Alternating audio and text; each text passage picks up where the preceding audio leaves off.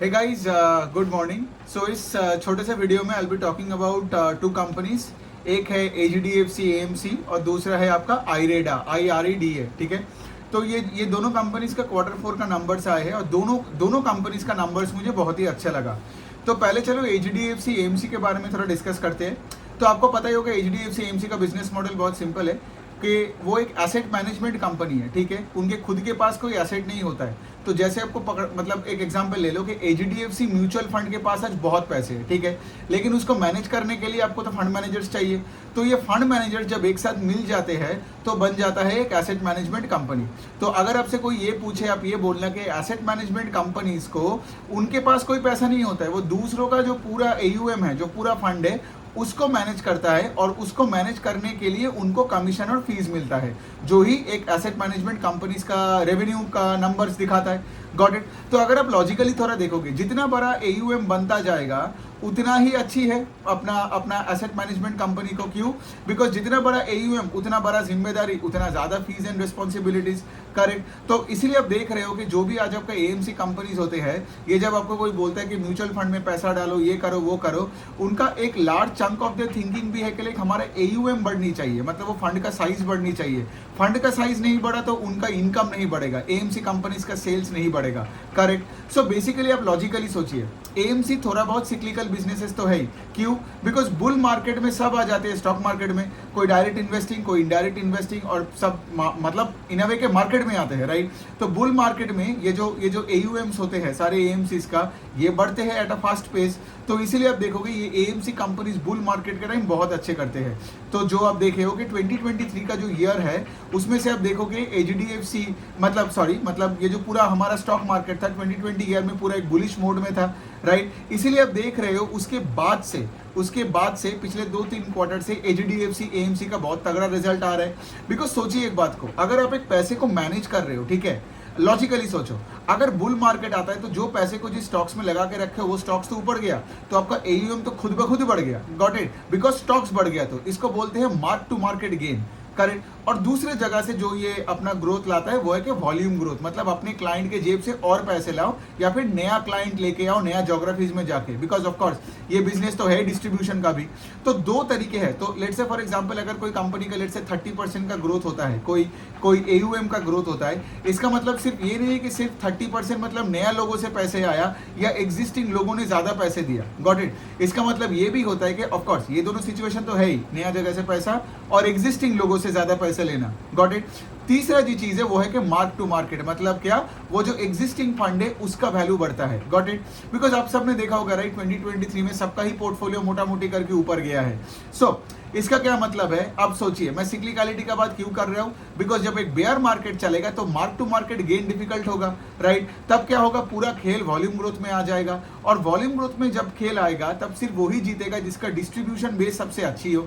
Got it. तो इसलिए AMC businesses are like distribution businesses.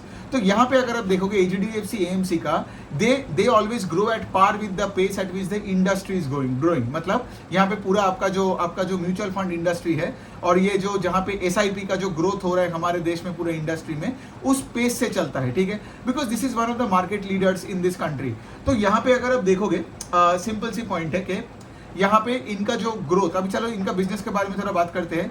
तो इनका AUM का ग्रोथ था कुछ अराउंड 32-33% के आसपास, at par with the pace at which the industry is growing. मतलब कोई भी आगे जाके AMC कंपनी का ग्रोथ अगर 30% के नीचे हुआ तब मतलब वो मार्केट शेयर गवा रहा है to the likes of HDFC AMC, या जो इससे बेटर रेट में ग्रो कर रहा है, ठीक है। तो ये हो गया पहला वाला पॉइंट। दूसरा वाला पॉइंट हमें ये देखना है कि मार्केट शेयर का जो डेटा है वो भी देता है, ठीक है।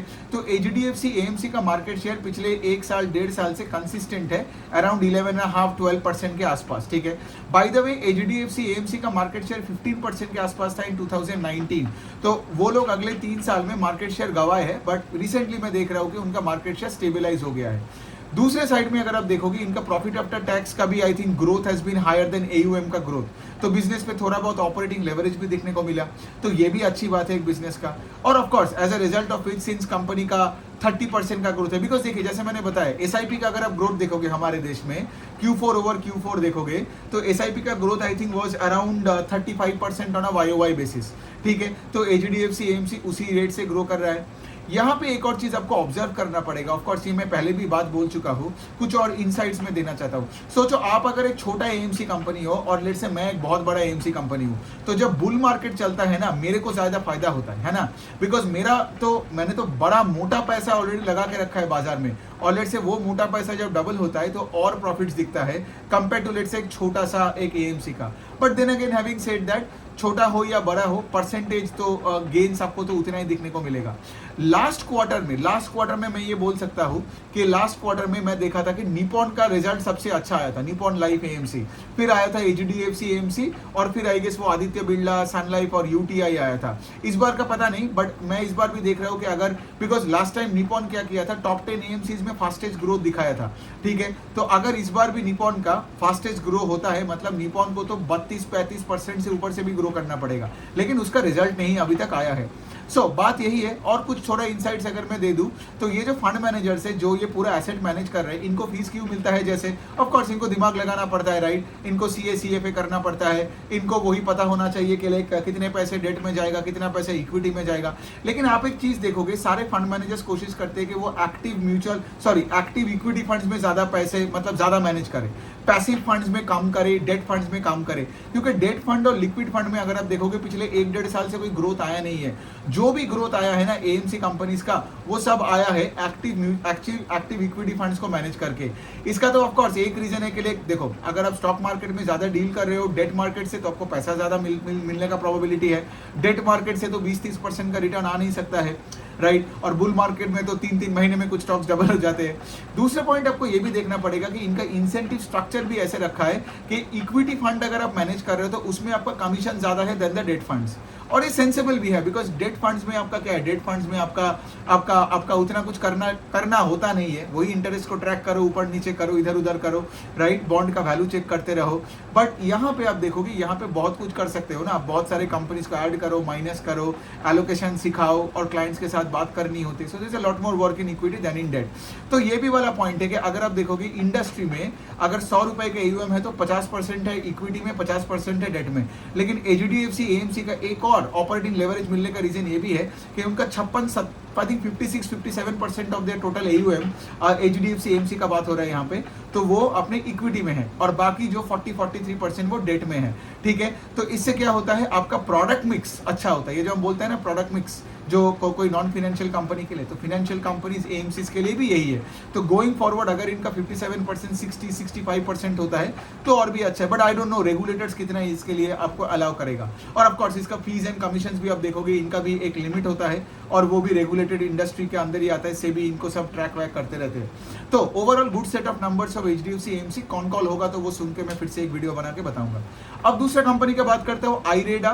तो वो क्या है, वो एक NBFC है जो सिर्फ रिन्यूएबल कंपनीज को लोन देते हैं। सिंपल सी बिजनेस मॉडल है, मतलब ये आपका जो हो गया सोलर, विंड, फिर बायोगैस, फिर ये सब हाइड्रो, ये ठीक है, इन सब कंपनीज को सिर्फ पैसे देते हैं, ठीक है। आईरेडा एक NBFC कंपनी है, बैंक नहीं है। आईरेडा का मेन मालिक है सरकार, गवर्नमेंट ऑफ इंडिया, 75% के ऊपर इनका शेयर होल्डिंग है, ठीक है। तो ये PSU है। अब बात देखिए, अगर आप आईरेडा को देखोगे, 25-26% का इनका लोन बुक का ग्रोथ आया है Q4 ओवर Q4 में, तो अच्छी बात है ना। बिकॉज अगर मैं देखूं कि 25% ये ऊपर में कोई लोन बुक को ग्रो कर रहा है, अपने एसेट क्वालिटी को अच्छा रखे और अपना ROE और प्रॉफिटेबिलिटी नंबर को अच्छा कर रहा है, तो ये तो अच्छी बात है। और आईरेडा ये सारी चीजों को सेटिस्फाई कर रहा है। तो ROE भी आईरेडा का बढ़े जा रहे, मतलब 1 ईयर पहले, मैं नंबर अभी याद नहीं है, बट इसका ROE भी बढ़ा है। लोन बुक का ग्रोथ है 25-26% YOY, और इनका प्रॉफिट आफ्टर टैक्स ग्रू 33% YOY इन Q4। ये अच्छी बात है, बिकॉज आपका अगर पैट का ग्रोथ अगर लोन बुक का ग्रोथ से ज्यादा है, मतलब आपके पास फिक्स्ड कॉस्ट का भी आपका कंट्रोल ज्यादा है, राइट, जिसको ऑपरेटिंग लेवरेज बोला जाते हैं। तो यही तक है, मतलब अच्छी कंपनी है आईरेडा। एक चीज मैं बोल सकता हूँ, मतलब 5-6 टाइम्स बुक में ट्रेड हो रहा है, राइट। तो आज अगर आप देखोगे, देखो मैं जनरली वैल्यूएशंस का बात उतना करता नहीं हूँ, बिकॉज वो that is constitute as recommendation, ठीक है। मतलब मैं रिकमेंडेशन नहीं देना चाहता हूँ, मेरा काम है आपको सारे बिजनेस का आइडिया देना। बट देन फिर भी मैं एक चीज बताऊंगा, अगर आपको 5-6 टाइम्स बुक में कोई स्टॉक खरीदना है, और अगर वो फाइनेंशियल्स NBFCs में हो, तो आपको 35-40% का ऊपर का लोन बुक का ग्रोथ देखो, है ना, with a higher ROE number देखने का कोशिश करो। Because if I am looking for a 25% का लोन बुक का ग्रोथ, ठीक है, और मुझे 5-6 टाइम्स का बुक देना पड़ रहा है, may be it's not the best business deal for me. I am not saying it's a bad deal, but it may not attract me. By the way, मेरे पास ये दोनों स्टॉक्स का कोई होल्डिंग नहीं है, ठीक है। द पॉइंट इज के लाइक मतलब मुझे जैसे एसेट मैनेजमेंट कंपनी से मुझे छोटे म्यूचुअल फंड डिस्ट्रीब्यूटर कंपनीज अच्छे लगते हैं, मुझे वेल्थ मैनेजमेंट कंपनीज अच्छे लगते हैं जिसका मार्केट कैप और बहुत ही छोटी हो और जिसका पेस ऑफ ग्रोथ हाई हो। सिमिलरली यहाँ पे एक चीज आप सबको तो पता ही है कि गवर्नमेंट स्टॉक से मैं थोड़ा दूर रहता हूँ, बिकॉज मुझे पता नहीं होता है कि हो क्या रहा है। ऑल्दो पिछले 1-1.5 साल में ये सारे पीएसयू बैंक्स ने कितने पैसे बनाया, आईरेडा भी पैसा बनाया।